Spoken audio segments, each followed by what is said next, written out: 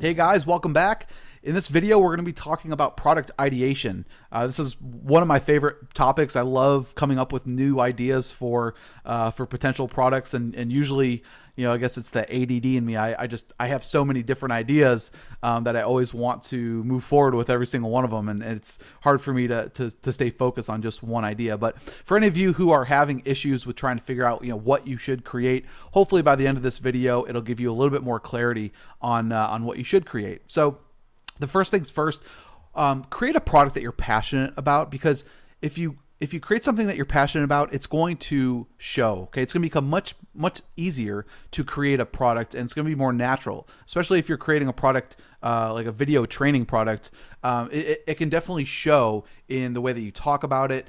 If you have experience in whatever it is that you're talking about, if you're an expert in a certain field, you can create products in other niches. But I would definitely wait. I would wait until you've almost exhausted, your particular niche that you're passionate and that you're an expert in. Okay, and that's very hard to usually do. I mean, I can come up with hundreds or if not thousands of ideas that I could potentially create products in my niche. And so, what you want to do is find and research a need, want, and desire in your marketplace and something that you're passionate about. Okay, and then create a product around it. You don't need to reinvent the wheel. This is actually the really good news about product creation, is that you don't need to create something that's completely unique to the marketplace. Okay, create something that has proven to sell and just improve on it. Okay, a lot of the software that I create, or a lot of the products I create, I just find something that there's a need in the marketplace and that solves a real pain or challenge, and I just improve on the product, just make it better than whatever is out there in the marketplace. And what's really cool and something that I've learned is that about 78% of why products sell is the marketing of it. So if you do really good marketing, sometimes it doesn't even matter what the product is. If it's good marketing, people are going to buy it. Now, obviously, the product has to be a legitimate product and it has to fulfill a need. But only about 22 to 25% of why a product sells is the actual product itself. Okay. Now, there's a few questions that you want to ask yourself, and these are the questions that I ask myself before I create a product. The first one is, how large of an audience does my product or service cater to? Okay, if you create a product that is very specific, okay, it may not be worth creating that product. Okay. And that kind of goes to that third bullet point. Do the ends justify the means? How hard is it going to be to create a product? And ultimately, what's going to be the benefit of creating that product? Is there going to be enough financial means or financial reason for you to create this product? And so I always try to create products that cater to a large audience. Okay, if you try to create something that is so specific and so narrowed that it could only maybe cater to 1% of your market, and it makes it harder to market those products. Okay, now another question to ask is, will the average user be able to easily use or consume my product and service? Okay, assume the average user knows nothing. Okay, I've created a lot of advanced type products and that they end up flopping just because to the average user, it's really hard to use the product. They don't know where to start. Okay, so think about these questions as you are creating your product. Okay, now here's some things that I look at in terms of criteria for creating a product.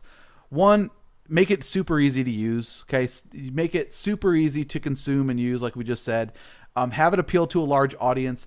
Ideally, if you can combine training with software or a plugin or a theme, that's usually best of both worlds. So I always like to create a product around a certain topic, create training for it, and then also create a piece of software that complements the training to be able to do something maybe faster than a manual process. Okay, is it step by step? Okay, making something complete, a system, a formula that whatever they implement, it's step by step, easy to use. Okay.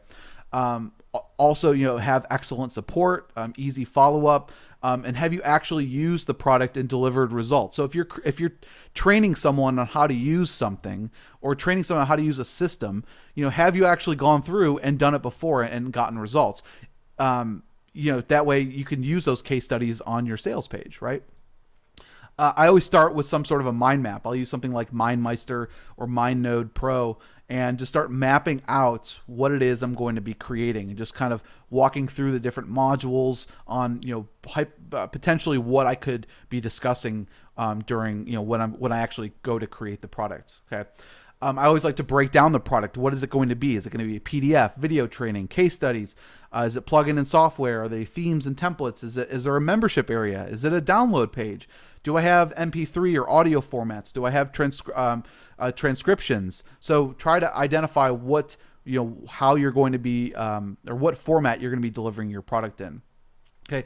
Identify the people that you're going to need around you. Do you need a web designer? Do you need someone to create a logo, a sales page, promotional graphics?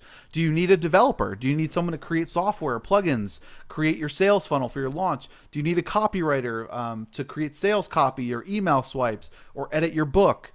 Do you need a support staff to answer support tickets and do refunds? So identify which people you're going to need, and approximately how much you're going to have to pay to create that product. Okay. Finding a niche to create a product around. There's the biggest thing you can do is just listen to the marketplace and what they want. Okay. Read blogs, go into forums, start a thread in a forum, survey your list, mastermind with people at colleges, at different events. Okay.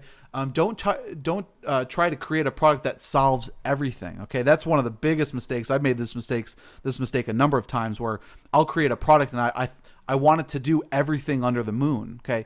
Create a product that solves one pain or challenge. Okay. And keep it very focused. Okay. You can go on places like the Warrior Forum has Warrior alerts, like what keywords people are searching for. Like, I noticed that a lot of people wanted private label rights, PLR content. So we created a membership around it because it's the #1 keyword that people are searching for in this marketplace here. Okay, things like WordPress software, WordPress plugins are really big. Facebook is really big. So pay attention to these things. Okay, go look in marketplaces and see what's selling. Like, go on JVZoo and see what products are selling and why are they selling. Okay, there's a reason why these are the top selling products, and try to mimic off of what other people are doing. Okay, again, you don't need to reinvent the wheel. So guys, hopefully by now you can kind of see the process that I go through when trying to figure out, is this a product that I want to move forward with? Okay, which criteria I use, monitoring, listening to what people want in your marketplace. That's why it's so important to have your finger on the pulse of your marketplace, to know what people want, and then ultimately creating a product is easy after that point, once you actually know what your market wants. Okay, so that is the product ideation steps that I take.